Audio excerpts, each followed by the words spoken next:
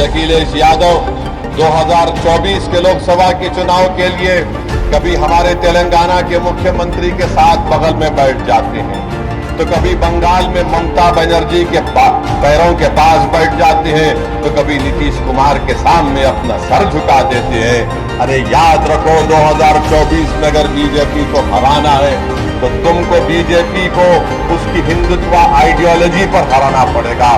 अगर अपोजिशन के लीडर मिल जाएंगे, इससे कुछ फायदा नहीं होगा। फायदा उस वक्त होगा जब यूपी की जनता को बीजेपी के खिलाफ खड़ा कर दिया जाए और उनसे कहा जाए कि बीजेपी आपको नौकरी देने में नाकाम साबित हुई है। बीजेपी नौजवानों का मुकद्दर बेरोजगार बनाकर रखती है। जब हम यूपी की और भारत की जनता को ये बात समझाने में कामयाब हो जाएंगे कि नरेंद्र मोदी